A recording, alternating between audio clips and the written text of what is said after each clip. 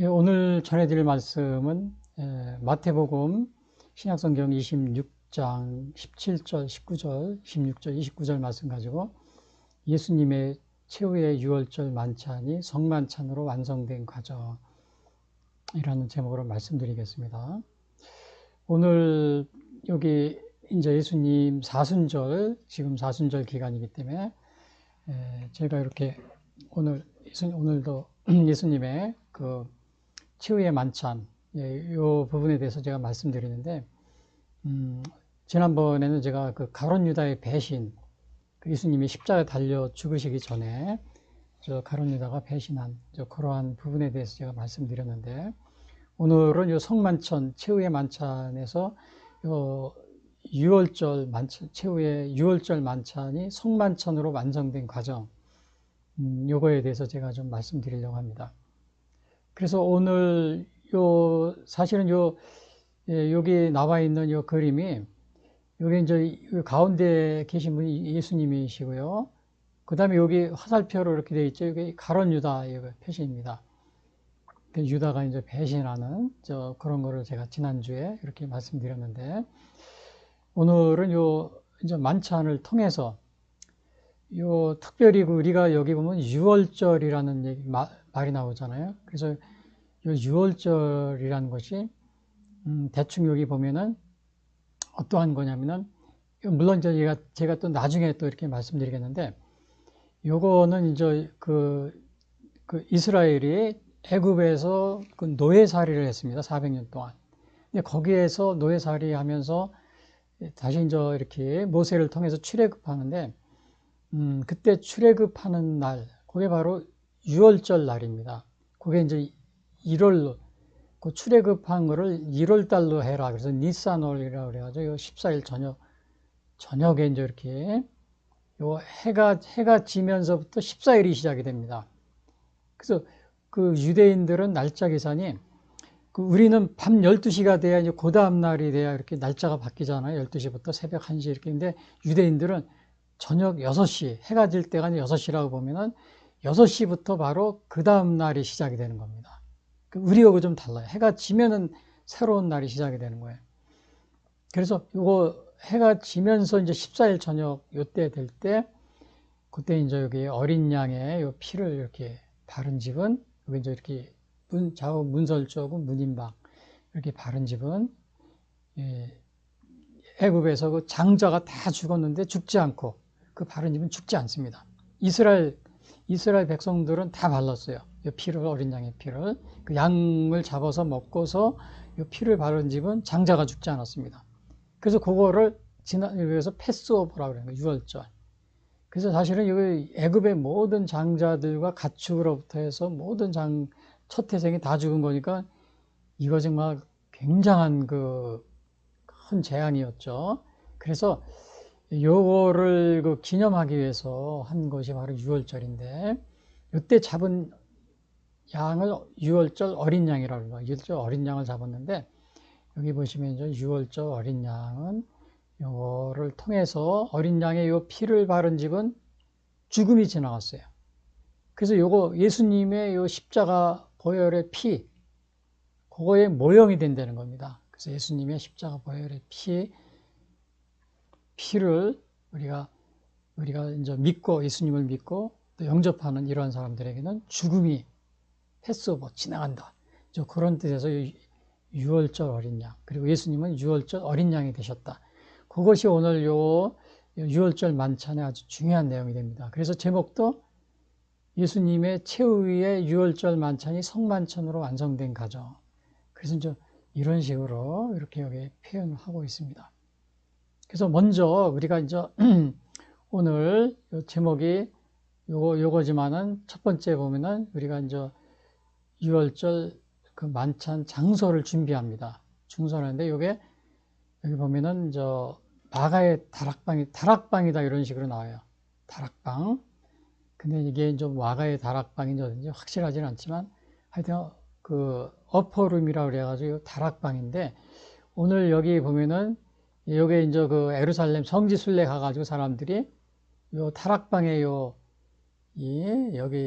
이거를 이렇게 지금 보고 있는 겁니다. 성지 순례한 사람들이 여기가 예수님의 최후의 만찬하셨던 다락방이네 그래가지고 사람들이 여기 보고 있는 그런 모습인데, 그러면 이게 정말 다락방인지 아닌지 어떻게 하느냐? 요거를 여기 보면은 여기 글씨가 써 있습니다. 여기 보면은 이제 요 바로 그 앞에 사람들이 모여 있는 앞에 보면 room of the last supper라고 써 있죠. 여기야. room of the last supper. 그래서 여기 히브리어 이렇게 그다음에 히라보 그다음에 영어로 이렇게 써 있어요. room of the last supper라고요. 그래서 이것이 여기가 예수님의 그 마지막 만찬했던 것이다. 그래서 사람들이 지금 이렇게 보고 있는 것인데요. 그래서 첫 번째 오늘 요거 예수님의 그 최후의 그 유월절 만찬, 성만찬으로 완성된 과정, 요거를 보기 위해서 우리가 먼저 이제 예수님의 유월절 만찬 장소를 준비하는, 어떻게 준비했는지 그걸 좀 보려고 합니다. 그래서 여기 보시면은 무교절의 첫날에 제자들이 예수께 나와서 이르되 유월절 음식 잡수실 곳을 우리가 어디서 준비하기를 원하시나이까? 이렇게 장소를 이렇게 어떻게 준비해? 이르시되 성한 아무에게 가서 이르되 선생님 말씀이 내 때가 가까이 왔으니 내 제자들과 함께 유월절을 내 집에서 지키겠다 하시더라 하라 하시니 제자들이 예수께서 시키신 대로 하여 유월절을 준비하였더라. 근데 요거를 이제 이렇게 자세히 보면 요겁니다. 17절에 보면 무교절의 첫날에 제자들이 예수께 나왔다 그랬어요. 무교절의 첫날.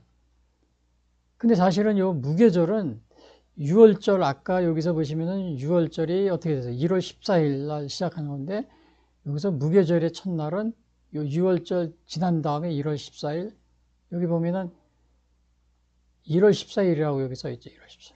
그 1월 14일이 지난 그 다음부터가 무교절입니다.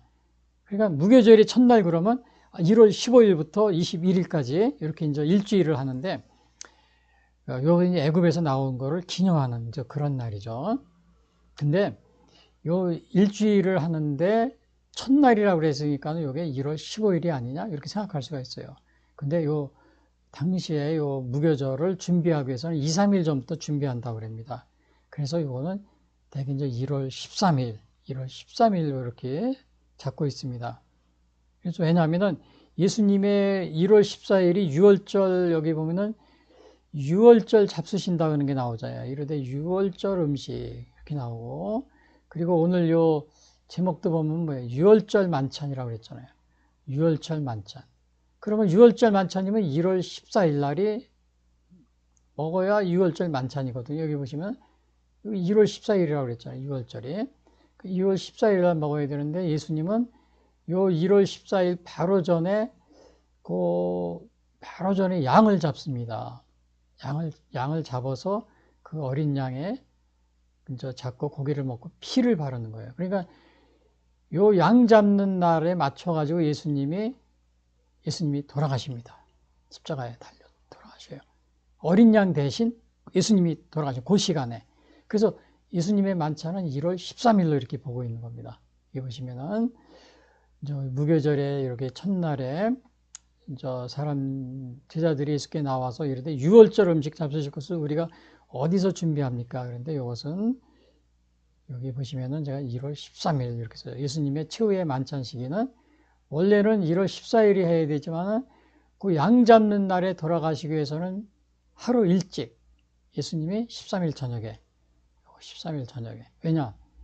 14일 유월절 양 잡는 시간에 예수님이 십자가에서 그 처형되셨는데 13일 저녁에 그래서 하루 일찍 그 만찬을 예수님이 가지시게 되는 겁니다. 그래서 13일 저녁에 제약해서 그 다음날 오후에 이제 오후쯤에 그 예수님이 십자가에 달려 죽으십니다. 그 유월절 양 잡는 그 시간에. 그래서 거기에 맞춰지길. 그래서 요거는 마가복음에서는 우리가 이제 지금 마태복음에서는 요 마태복음을 보면 이렇게 나와 있잖아요. 무교절의 첫날에 제자들이 예수께 나와서 이르되 유월절 음식 잡. 그러니까 무교절의 첫날이 언제야 알 수가 없는데 이거를 요한복음에 보면 이게 분명히 나와 있습니다. 요한복음에는 또 요 같은 기절에 이렇게 나와 있어요. 요거는 이제 예수님이 빌라도 앞에서 재판을 받는 거거든요. 요 바꾸서 바로 돌아가십니다. 요게 유월절 양 잡는 그 시각이에요. 아니, 유월절 그 양 잡을 때 맞춰서 죽는데 그날입니다. 유월절 양 잡는 날.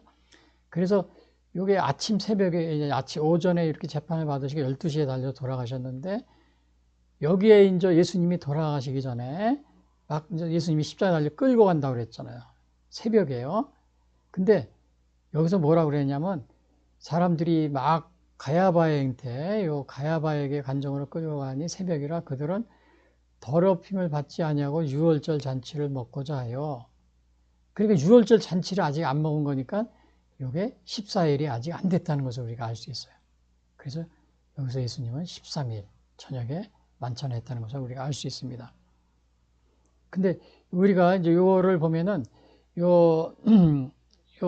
여기서는 계속 보면 무교절의 첫날, 마태복음에 이렇게 나왔잖아요. 마가복음에는 무교절의 첫날, 곧 유월절 양 잡는 날에, 또 누가복음 22장에는 유월절 양 잡을 날, 무교절의 날이 이름에 이런 식으로 똑같이 나와 있는데, 요한복음에서는 요 시간이 여기 분명히 나와 있습니다.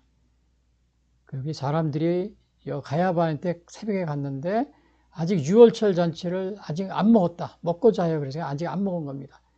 그러니까 예수님의 만찬이 요거 13일 저녁에 했다는 것을 우리가 분명히 이렇게 알 수가 있습니다. 우리 마태, 마가, 누가복음 보면은 정확하게 시간을 알기가 어려워요. 무교절 첫날, 유월절 양 잡는 날에 이런 식으로 나왔는데, 요한복음을 보면 이게 시간이 이게 분명히 나와 있어요. 그 유월절은 아까 제가 여기 얘기했다시피 여러분들, 요거는 앞에서 설명드렸잖아요. 유월절이라는 것이 예수님이 요거 뭐예요? 예수님이 여기 보시면은 그 유월절 만찬이라고 그랬잖아요. 그래서 요 유월절이 바로 어떤 날인지 요거를 보시면은 그 애굽에서 이스라엘 백성이 요거 400년 동안 노예살이 했는데 모세가 와서 그걸 해방시켜 줍니다. 모세가 해방시켜 주는데 바로 1월 14일 날 나오게 됩니다. 10가지 재앙을 해도 9가지 재앙을 해도 안 내보내줘요. 그래서 마지막 10가지 재앙이 뭐냐면 장자들이 죽는 겁니다. 장자들이 죽는 건데, 그때 이 장자들이 죽는데 바로 나오기 전에 어린 양을 잡아라. 그리고 양고기를 먹고 쓴나물을 먹고 무교병을 먹고 그렇게 하면서 또 이렇게 피를 바른 집은 장자가 안 죽으니까 피를 발라. 애굽에 있는 모든 그 초태생은 다 죽었어요. 이스라엘 집은 발랐기 때문에 안 죽었는데, 그래서 요게 바로 피를 바른 집은 죽음이 넘어갔다. 그래서 예수님의 여기 모형이 됐다는 거예요. 예수님이 유월절 어린 양, 예수님의 피가, 예수님의 오늘 흘리신 피를, 보혈의 피가 우리의 죄를 사해주고 우리에게 죽음이 어떻게 돼요? 패스오버, 지나간다. 이런 뜻이 있기 때문에. 그래서 유월절 어린 양, 바로 이것이 이제 이렇게 요 관련이 있는 겁니다. 근데 요거를 보면은, 근데 이제 이렇게 그 고린도전서 5장, 그러면 예수님이 어떻게 유월절 어린 양이 됐냐 이거예요. 여기 보면은 고린도전서 5장 7절에 예수님이 유월절 어린 양이라는 걸 이렇게 말해주고 있어요. 너희는 누룩 없는 자인데 새 덩어리가 되기 위해 묵은 누룩을 내버리라. 우리 유월절 어린 양 곧 그리스도께서 회생되. 예수님은 유월절 어린 양 그리스도께서 회생됐다 그러죠. 예수님이 그 십자가 달려 죽으신 것이 바로 그 어린 양이 잡는 그 유월절 어린 양이 잡는 그 시각에 피를 흘리시고 이렇게 십자가에서. 그래서 예수님을 유월절 양 곧 그리스도라다. 이런 식으로 여기서 이렇게 얘기해 주고 있는 겁니다.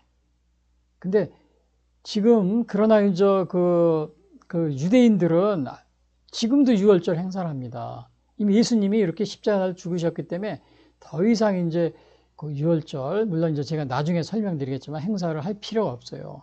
예수님이 이제 이거를 완성시켰다고 그러는 거예요.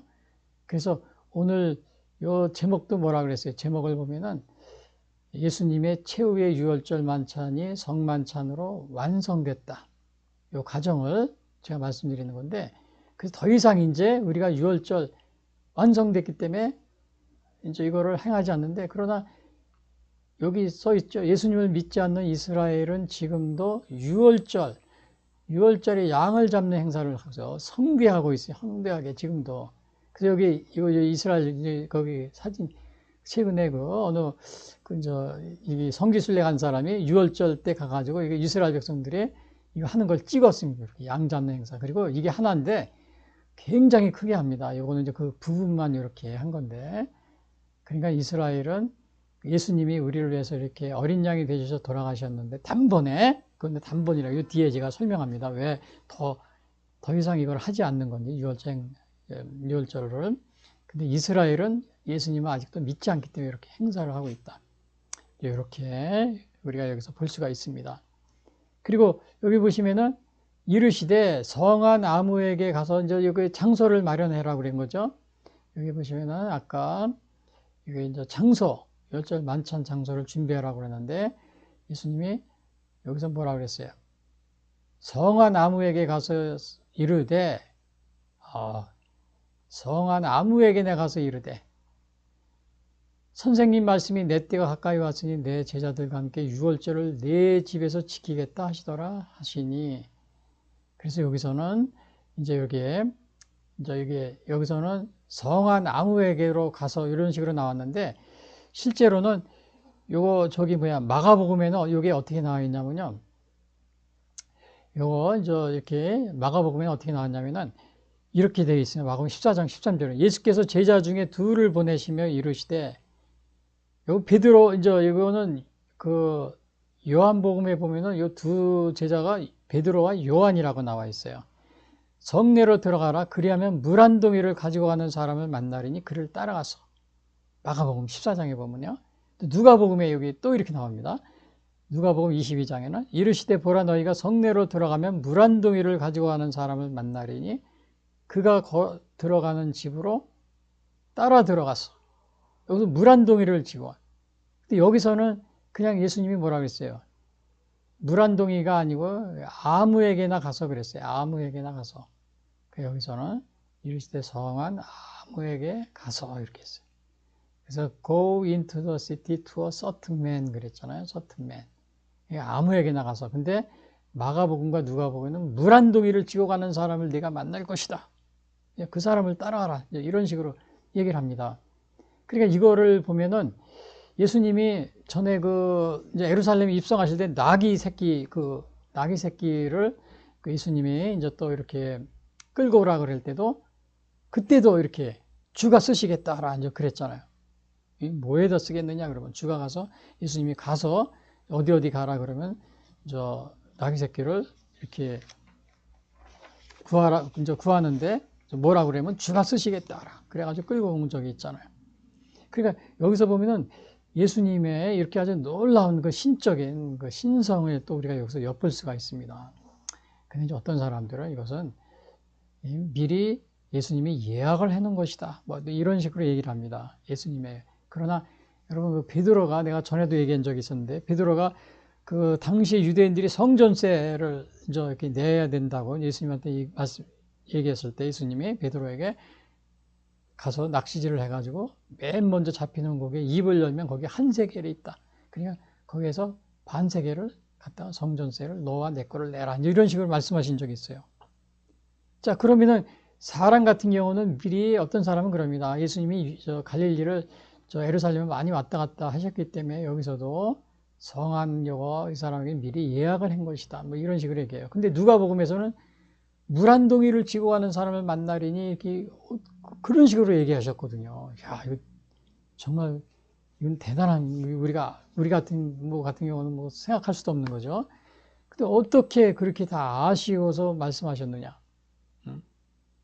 근데 아까 그 대부분의 사람들이 이것은 뭐 예수님이 사전에 예루살렘을 많이 왔다 갔다 했기 때문에 예약을 미리 한 것이다 이렇게 얘기하는데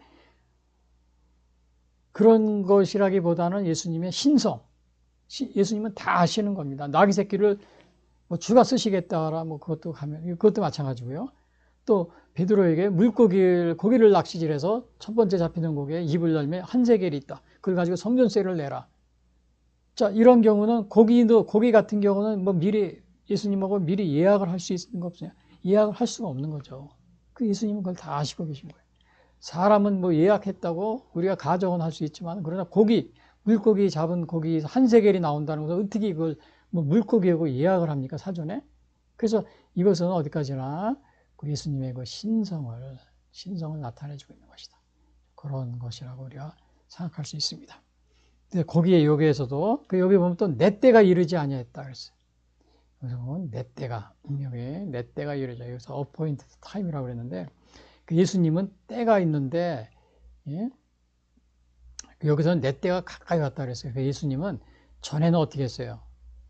막 병자들을 고치고 또 막 이렇게 했을 때 사람들이 막 나서가지고 이렇게 알리려고 그러면 조용히 있으라고 그러고 알리지 말라고 그러고 조용히 예? 이런 식으로 그 말을 못 하겠는데 이제는 예수님이 때가 됐다는 겁니다. 내 때가 가까이 왔다. 요 내 때가 가까이 왔다는 건 뭐예요? 예수님이 이제 십자가 달려 죽으시고 그리고 우리의 모든 죄를 십자가 위에서 구속할 대속할 그런 시간이 가까이 왔다는 것을 예수님이 여기서 그거를 여기서 암시해주고 있는 겁니다. 그래서 여기서도 보니까 그래서 이제 유월절을 내 집에서 지키겠다 하라 하시니 그래서 이제 그 말씀을 그대로 따라한 건데 여기서는 내 집에서 지키겠다 그랬는데 사실은 마가와 누가는 다락방이라고 그럽니다. 누가복음 22장에 보면은 그리하면 그가 자리를 마련한 큰 다락방을 보이리니 그랬어요. 거기서 준비하라 하시니. 그래서 누가복음에서는 큰 다락방이다. 여기서는 내 집에서 이런 식으로 나와 있습니다. 그리고 이거 19절에 이제 그 다음에 이렇게 보시면은 19절에 보시면은 제자들이 예수께서 시키신 대로 하여 유월절을 준비하였더라. 그래서 여기서는 이제 예수님이 시키신 대로 So the disciples did as Jesus had directed them and prepared the 여기 유월절은 이제 패스오버라고 그랬죠. 그래서 이러한 것들은 예수님은 결국은 뭐예요? 유월절 날 이렇게 만찬을 하시면서 예수님이 그 유월절 어린 양이 되시는 그러한 것을 여기서 내 때가 되었다. 여기서 이제 내 때가 가까이 왔다. 이렇게 말씀하셨잖아요. 그래서 이거를 다시 보시면은 이제 양고기야 여기서 이제 여기 저녁 만찬을 여기 준비하지만은 내 집에 여기 준비하라고 그랬는데 여기서 양고기와 피를 준비해야 되는데 유월절 날은 양고기와 피를 준비해야 되잖아요. 그러나 예수님은 직접 유월절 어린 양이 예수님이 직접 유월절 어린 양이 되셨기에 양고기 이거 준비하지 않았습니다.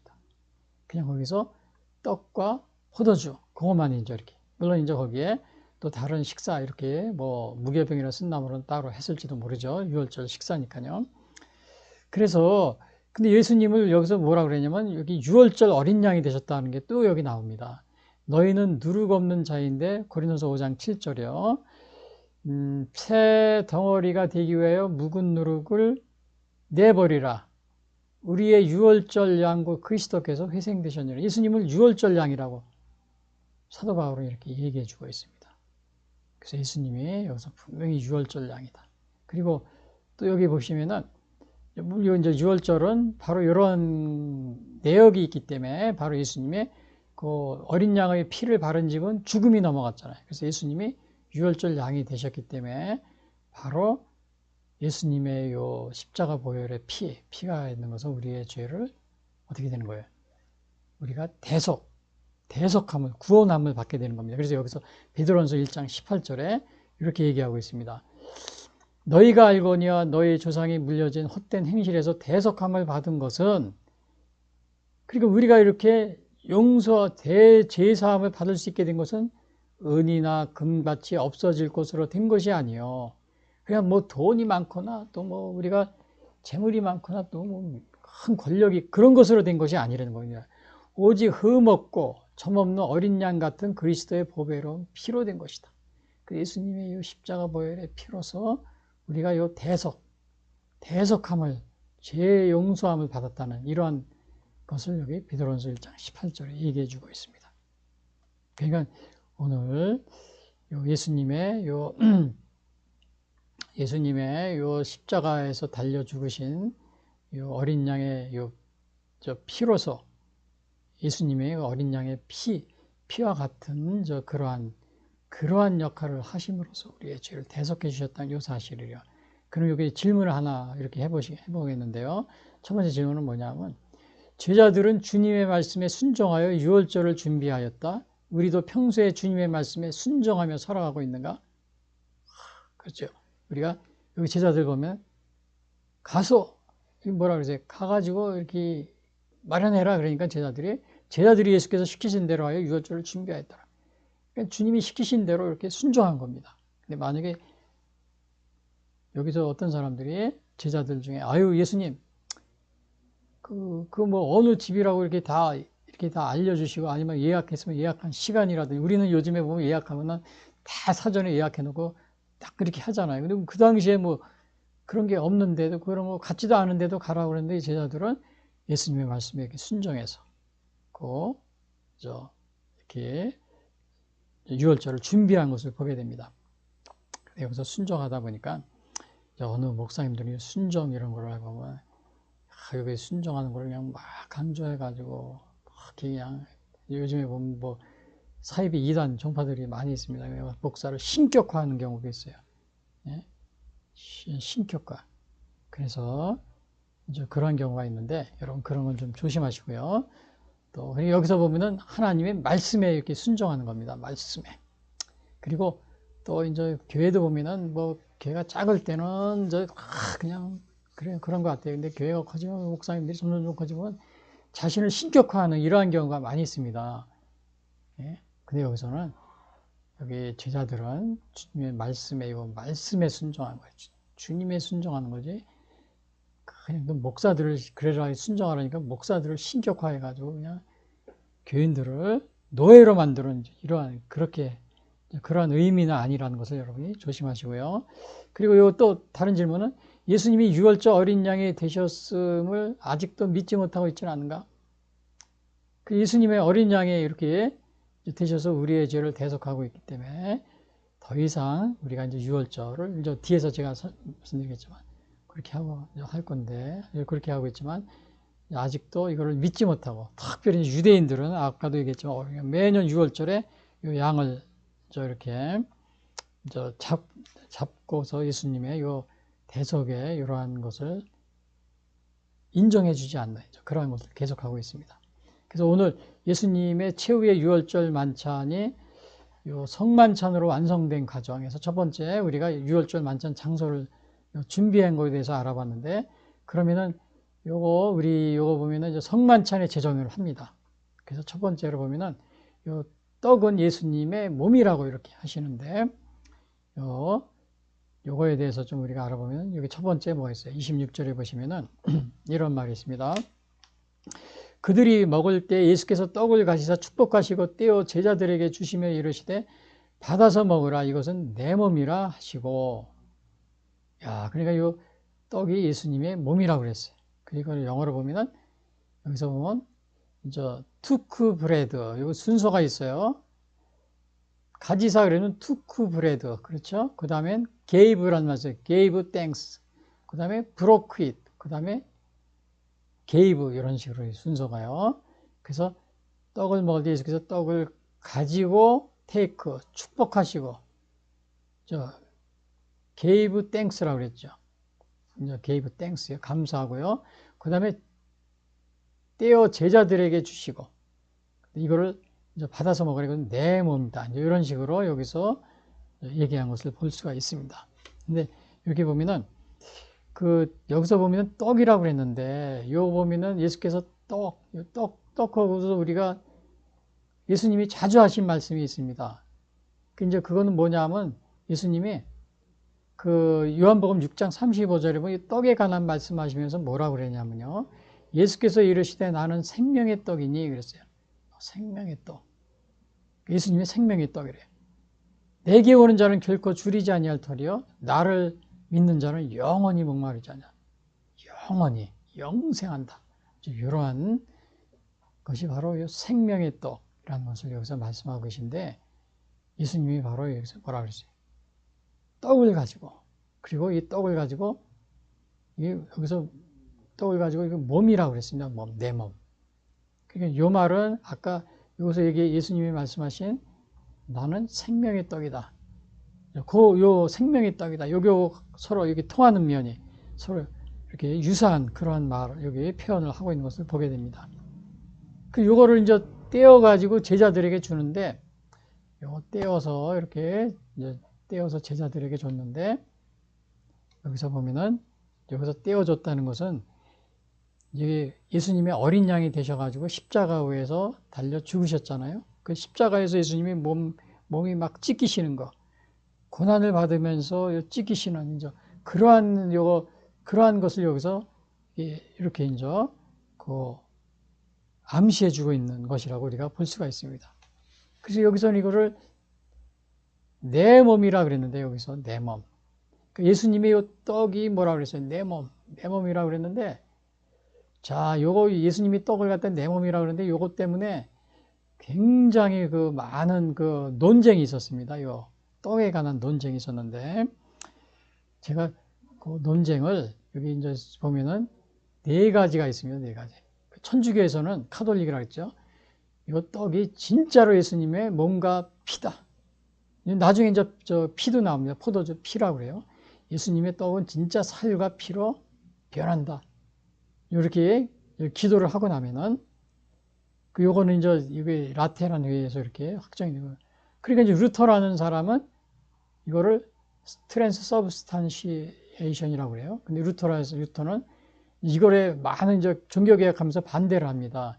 이걸 막 반대하니까 루터는 요거는 살과 피로 변하는 것이 아니고, 여기 이런 식으로 얘기합니다. 루터는 육안으로 볼 수 없는 그리스도의 몸과 피가 눈에 보이는 성물 안에 성물과 함께한다. 그래서 여기서 콘서브스탄시에이션이라고 그래요. 공제설이라고 합니다. 그러니까 여기서는 변한다 그랬어요. 변한다. 그러니까는 떡과 포도주가 예수님의 몸과 피로 변한다. 이렇게 했는데, 루터는 그 빵과 포도주는 그대로 있는데 그 안에 예수님이 함께한다. 눈에 보이지 그리스도, 우리 눈으로 볼 수 없는 예수님의 몸과 피가 거기에 함께한다. 이런 식으로 해서 공제설, 이런 식으로 주장을 합니다. 루터 화채설하고 루터의 공제설은 거의 요거 좀 비슷한 건데요. 여기서 루터 거를 제가 화면이 가려서 안 봤는데, 여기서 보면은 성물과 함께한다. 이런 식으로 해요. 그리스도의 몸과 피가 성물과 함께한다. 이런 식으로 이제 얘기하고 있는데, 이게 루터의 공제설입니다. 어떻게 보면 화채설하고 거의 유사해요. 그런 이제 개신교에서 보면은 여기 기념설이라고 그래요. 쭈빙길리라는 사람이, 스위스의 쭈빙길리가, 요거는 기념이다. 성만찬은 예수님의 그리스도의 회성을 기념하는 것이다. 이런 식으로 얘기했고요. 그래서 여기서 기념한다 그랬잖아요. 칼빈은 요거는 영적 임재설이라고 그래요. 성령이 여기서 임재한다. 성령이 이렇게 성례절 현장에 좋은 칼빈을 여기서는 이제 쭈빙길리가 이런 식으로 얘기하고요. 그래서 이렇게 나눠져 있는데, 지금도 여기 이제 이게 카톨릭에서는 이거 계속 화채설이 변한다 이런 식으로 주장해요. 루터 거의 비슷합니다. 그러나 이렇게 이제 개신교에서는 기념설이나 영적 임재설 이런 식으로 요거를 이렇게 가장 많이 이렇게 받아들인 건 칼빈의 영적 임재설입니다. 성례전 현장의 말씀과 성령의 사역을 통하여 그리스도가 임재하시고 그 사실을 경험한다. 이런 식으로 보고 있는 것이 일반적입니다. 우리 개신교에서는.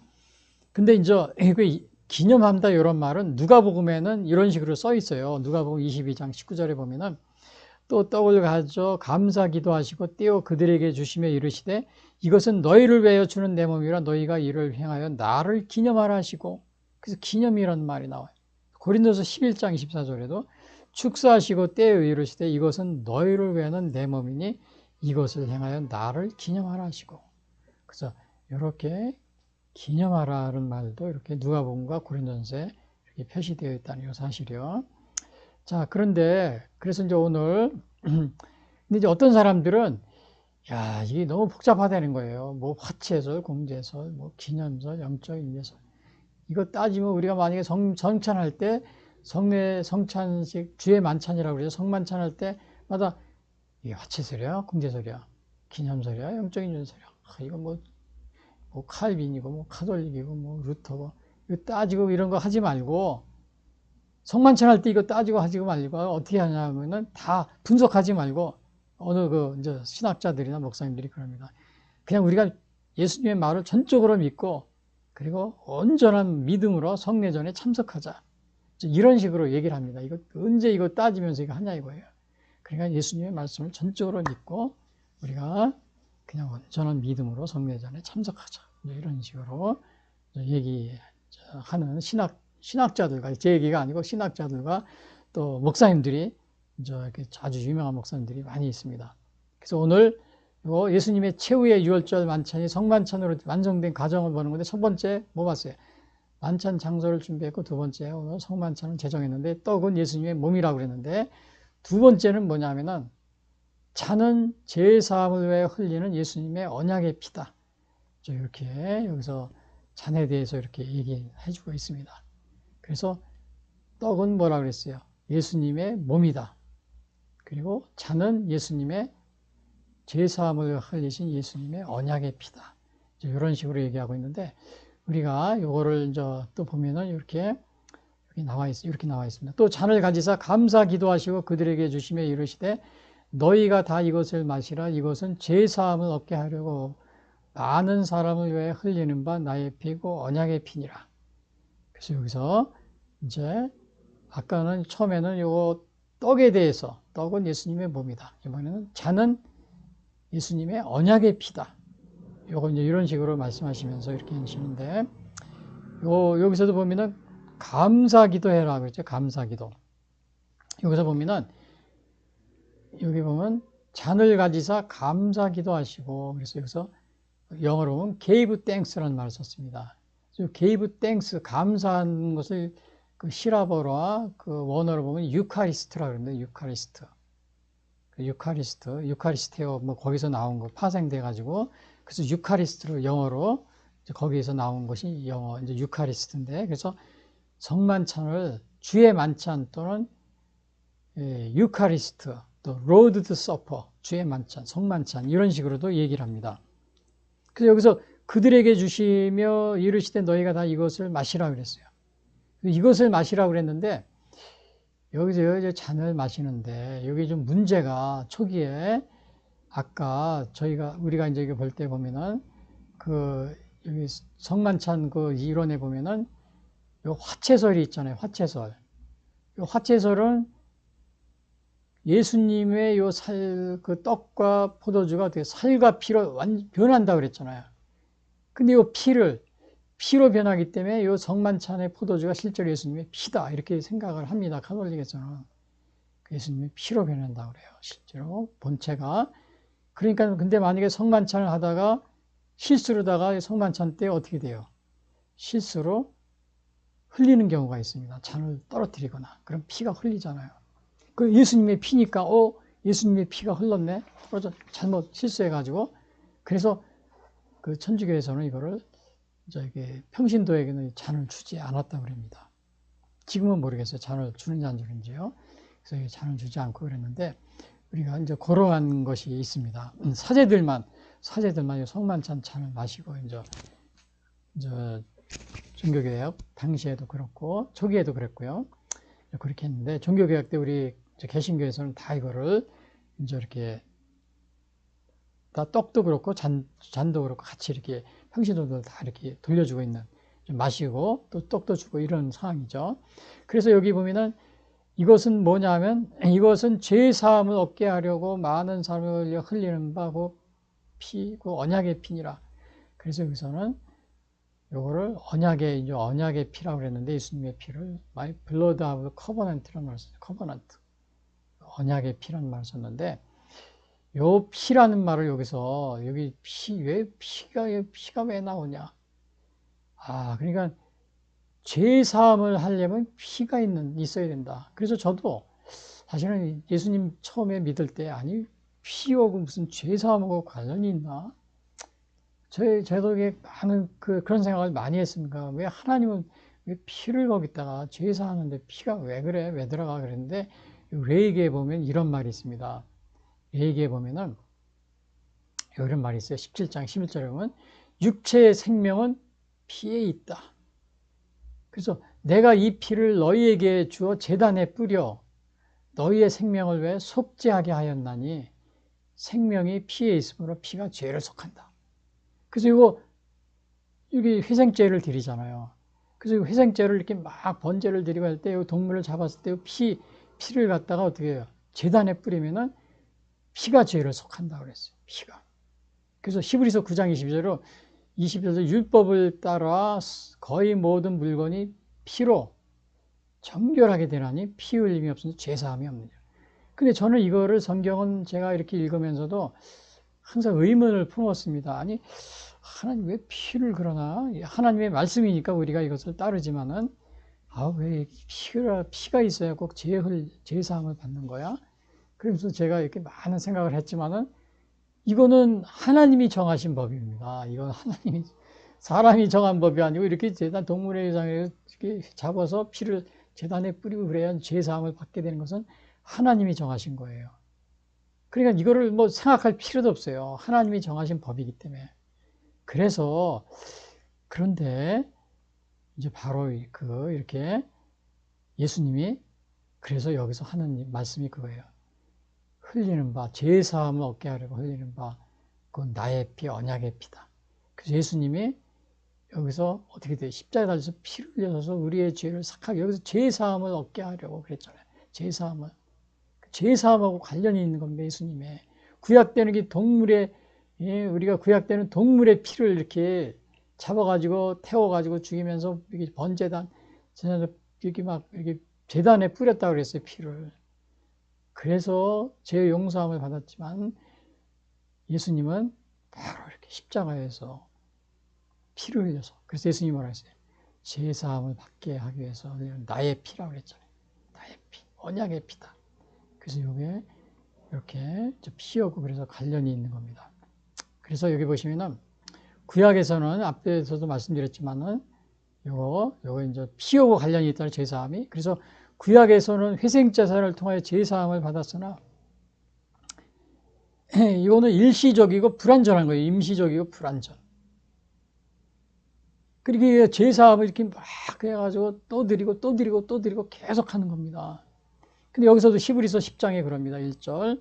율법은 장차올 좋은 일의 그림자일 뿐이요 참 형상이 아니므로 해마다 드리는 같은 제사로 나아오는 자들을 언제나 온전하게 못하는 거예요. 그래서 여기서 제사를 드리고 또 드리고 또 드리고 또 피를 뿌리고 또 다시 하고 또 하고 그래요. 온전하게 할 수 없는 거예요. 그러나 제사장마다 매일 서서 섬기며 자주 같은 제사를 드리되 이 제사는 언제나 죄를 얻게 하지 못하군요. 그러니까 이게 임시적이고 불완전하다는 겁니다. 완전하지 못하는 겁니다. 그런데 여기서 뭐라 그랬어요? 이와 같이 그리스도도 많은 사람의 죄를 담당하시고, 그러나 예수님은 단번에 속죄제물이 되신 겁니다. 단번에. 그래서 많은 사람의 죄를 담당하시려고 단번에 들이신 바 되셨고, 이게 예수님이요. 그리스도도 단번에 들이신 바, 많은 사람의 죄를 위해서 구원에 이르게 하기 위하여 죄와 상관없이 자기를 바라는 자들에게 두 번째 나타나시리라. 이건 이제 재림에 대해서 말씀하신 건데, 그 예수님은 단번에 그냥 한 번에 이렇게 들이면 해가지고 죄를 속해 주신 겁니다. 그래서 완전하게 죄를 속해 주셨는데, 반대로 이 구약에서는 어떻게 했어요? 불완전하다고 그랬잖아요. 그렇죠? 임시적이고 불완전해. 온전하게 할 수 없다고 그랬어요. 같은 제사로. 그래서 드리고 또 드리고, 예수님은 그냥 한 번에 단번에 우리의 죄를 속아 주신 겁니다. 십자가 위에서. 그러니까는 어떻게 해요? 이게 그러면 이제 제가 여기에 이제 질문을 해보겠는데요. 여기 보시면은 이걸로 이제 요 단번에 이게 드렸다는 그런 얘기 한 거고요. 그리고 이제 질문을 하나 해보겠는데요. 예수님이 십자가를 지시고 흘리셨다는 피가 빠졌네. 피를 흘리셨다는 사실을 고백하고 믿는 자의 죄를 사해 준다는 사실을 믿고 있는가? 그래서 우리 예수님은 이렇게 우리를 위해서 십자가를 지시고 피를 흘리셨다는 사실을 고백하고 그것을 믿는 자의 죄를 여기 사해 준다고. 아까 예수님이 그러셨잖아요. 죄 사함을 얻게 하려고 흘린 피라고 그랬잖아요. 여러분들이 이거를 믿고 있습니까? 예수님이 우리 위해서 이렇게 피를 흘리고 죽으셨다는 것을. 이렇게 우리가 이것을 믿으면은, 그래서 예수님을 믿으세요. 그러면 우리가 영원히 죽지 않고 영생을 한다는 겁니다. 영생. 그 영생을 한다는 건 다른 말로 말하면 천국에 간다는 거예요. 구원받았고 천국에 간다. 하나님 나라에 간다. 천국에 간다. 이런 말이죠. 그래서 요한복음 6장 35절에 여기 예수님이 그러시잖아요. 예수께서 이르시되 내가 진실로 진실로 너에게 이르노니 인자의 살을 먹지 아니하고 인자의 피를 마시지 아니하면 너희 속에 생명이 없느니라. 내 살을 먹고 내 피를 마시는 자는 영생을 가졌고 마지막 날에 내가 그를 다시 찾는다. 그러니까 예수님의 살과 피를 마시는 자. 이거는 다른 말로 얘기하면 예수님의 이 구원의 대속의 피를 믿고, 예수님을 믿고 또 회개하고 예수님 믿는 사람들은 이렇게 영생에 이른다는 거예요. 구원을 받고 천국에 이룰 수 있다는 이 사실을 여기서 얘기해 주고 있는 겁니다. 천국에 갈 수 있다는 사실을.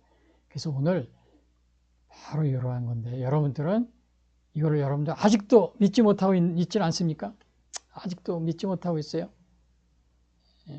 그래서 여기 보시면은 이렇게 예수님이 십자가 달려 이렇게 어린 양 이렇게 밟는 집은 죽음이 피해 갔다 그랬죠. 마찬가지로 예수님의 십자가의 보혈의 피를 믿고 고백하고 예수님의 새 언약의 피를 흘리신 보혈의 피를 믿고 고백하는 사람에게 영원한 생명을 주신다는 사실. 죽음이 넘어간다고 그랬죠. 여기서 죽음이 넘어갔잖아요. 그렇죠? 그래서 예수님이 어린 양이 되셨기 때문에 바로 그것을 여기서 상징해 주고 있는 겁니다.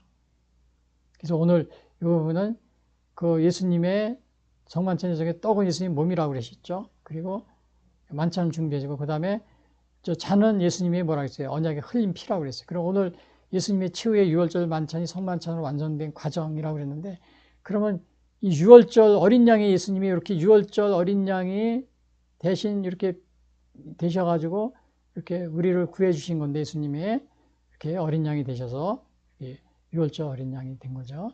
그러면은 유월절 만찬을 예수님이 어떻게 하는 것인가? 이게 성만찬으로 어떻게 완성이 됐는가? 이거를 보게 되면 성만찬은 예수님의 유월절의 완성이다. 이렇게 볼 수가 있어요. 여기 써 있습니다. 29절에 보면 이렇게 나와 있어요. 그러나 너희에게 이르노니 내가 포도나무에서 난 것을 이제부터 내 아버지 집의 나라에서 새 것으로 너희와 함께 마시는 날까지 마시지 아니하리라 하시니라. 그래서 예수님은 여기서 뭐라고 말씀하셨냐면요. 포도나무에서 난 것을 이제부터 내 아버지 나라의 새 것으로 마시는 날까지 다시는 마시지 않는다. 그러니까 유월절 만찬이 어떻게 돼요? 마지막이라는 것을 우리가 여기서 볼 수가 있습니다. 유월절 만찬이. 예수님은 사실은 부활하시고 가셨습니다. 요한복음 17장 11절에 보면 하늘나라에 가셨어요. 나는 세상에 더 있지 아니하오나 그들은 세상에 있사옵고 나는 아버지께로 가옵나니 거룩하신 아버지여 내게 주신 아버지의 이름으로 그들을 보존하사 우리와 같이 그들도 하나가 되게. 그러니까 예수님은 아버지께 갔다고 그랬어요. 그러니까 여기서 근데 내 아버지의 나라에서 새 것으로 마실 때까지 다시 안 마신다. 그러니까 이 유월절 만찬이 그 어린 양의 피로서 우리가 죽음에서 생명으로 간 것을 기념하는 걸 더 이상 하지 않고서 대신 뭐예요? 성만찬으로 완성이 됐다는 것을 우리가 보게 됩니다. 언제 다시 마시느냐? 그러면 다시 마실 때가 계시록 19장 9절에 보면 천사가 내게 말하기를 기록하라. 어린 양의 혼인잔치에 청함을 받은 자들은 복이 있도다. 예? 어린 양의 혼인잔치. 그러니까는 여기 다시는 마시지 아니한다 그랬잖아요. 내 아버지의 나라에서 언제? 어린 양의 예수님께서 다시 재림하실 때 혼인잔치에서 그때 다시 마시겠다. 그럼 유월절 이 만찬은 어떻게 더 이상 이 땅에서 하는 거예요? 안 하는 거예요? 다시는 안 마신다고 그랬으니까 안 하고 그것이 뭘로 바뀌었어요? 성만찬으로요. 성만찬으로 바뀐 겁니다. 그래서 예수님의 최후의 만찬으로 유월절 예식이 성만찬으로 여기서 완성된 것을 우리가 이렇게 보게 됩니다. 그러니까 유월절은 애굽에서 종로를 타는 데서 해방이 된 거잖아요. 여기 이제 이렇게 피를 바르면서 죽음이 넘어가고요.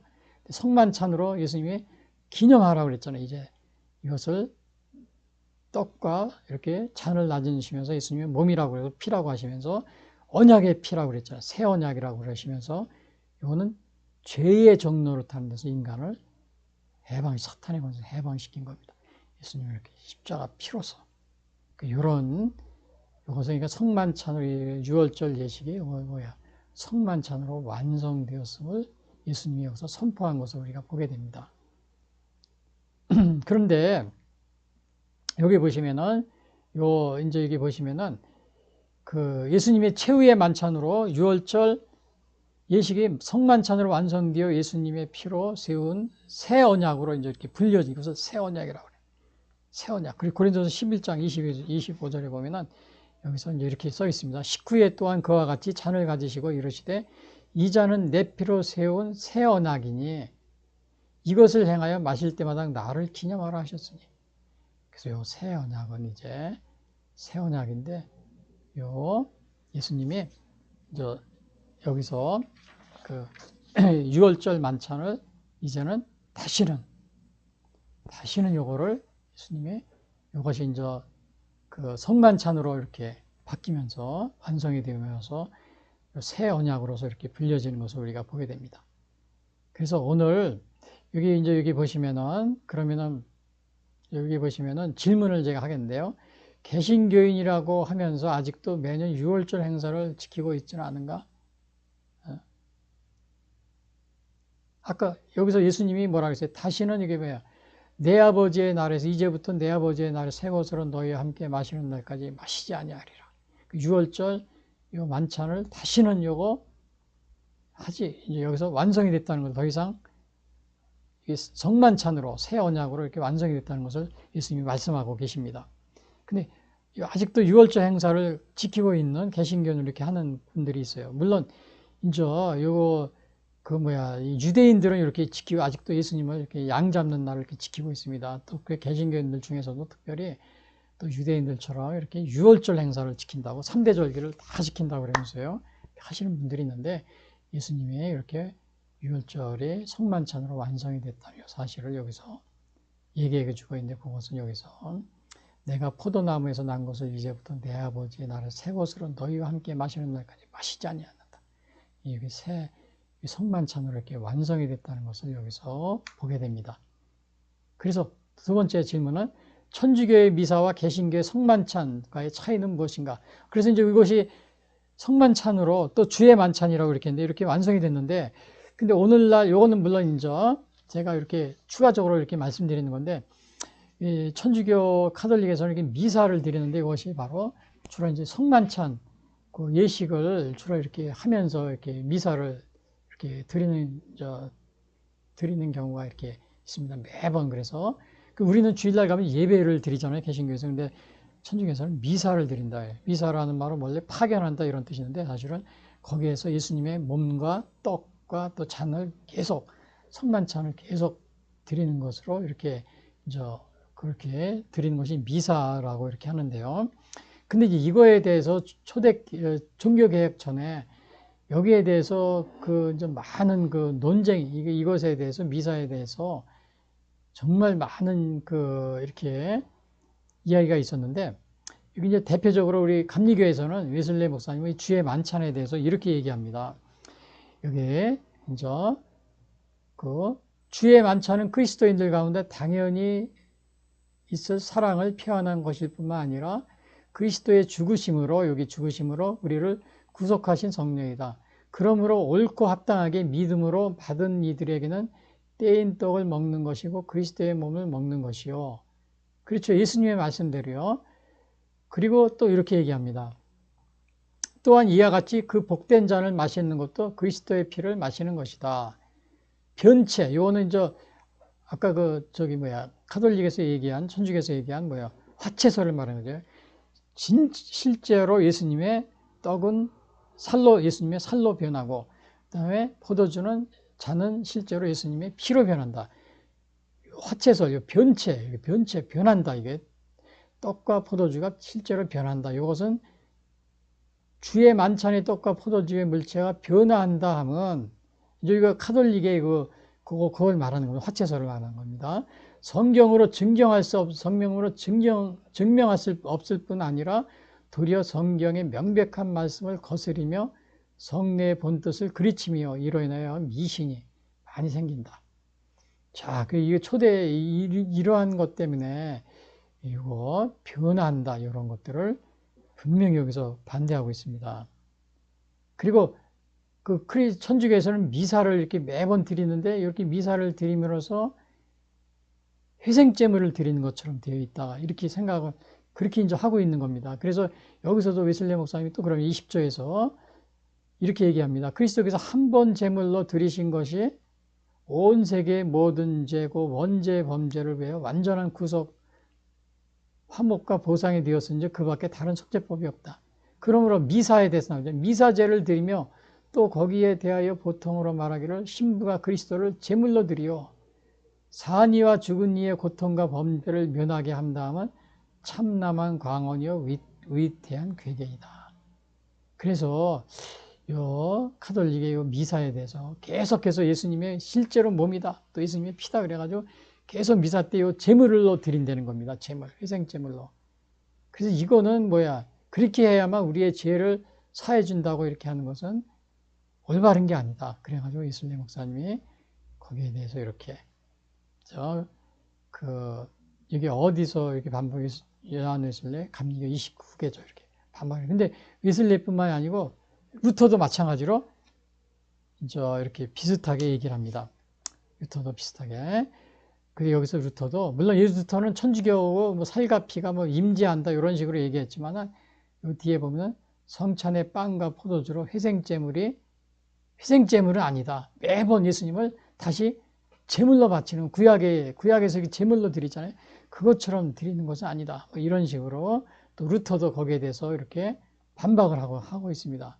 그리고 루터뿐만이 아니고 그 루터 외에 나온 이 하이델베르크 신앙 고백에서도 요게 그 카톨릭의 화채설 이거에 대해서 요게 질문합니다. 떡과 포도주 이거 78문에 보면은 하이델베르크 신앙 78문에 보면 떡과 포도주는 그리스도의 실제 몸과 피로 변화됩니까? 그러니까 아닙니다.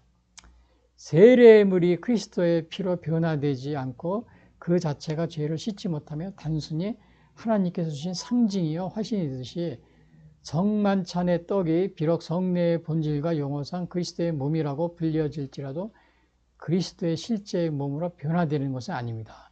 그래서 이것도 카톨릭의 이 화채설 실제로 변화된다. 이거에 대해서 아우구스부르, 하이델베르크도 반박을 합니다. 또 미사에 대해서도 또 이렇게 얘기합니다. 하이델베르크 신앙고백 80문 성만찬은 카톨릭의 미사와 어떻게 다릅니까? 답. 성만찬은 십자가에서 단번에 드리신 예수 그리스도의 영원한 속죄를 통해서 우리의 죄가 완전히 용서받았다는 선언입니다. 또한 그것은 성령께서 하늘 아버지 우편에 앉아 계시면서 우리의 경배를 받으시는 그리스도께서 우리와 연합케 하신다는 선언입니다. 근데 여러 것이 성만찬인데 근데 이제 문제는 또 여기에 대해서 이렇게 얘기합니다. 그러나 미사는 미사에 대해서 카톨릭의 미사입니다.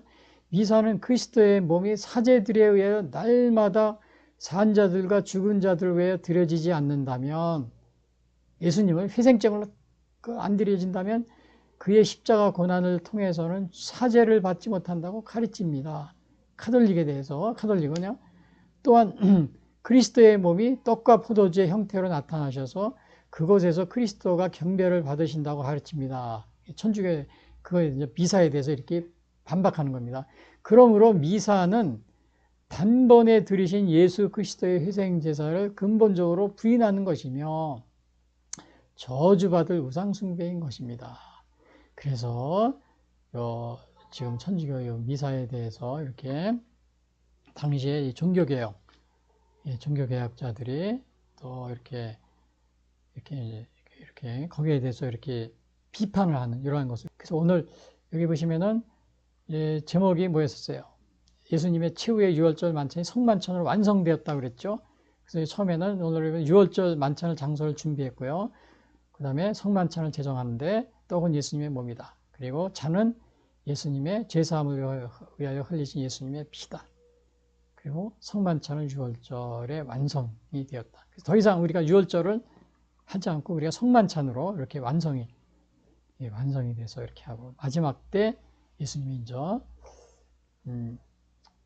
우리가 또 그때 마실 때까지는 다시는 마시지 않는다. 예수님이 그렇게 이렇게 유월절 만찬을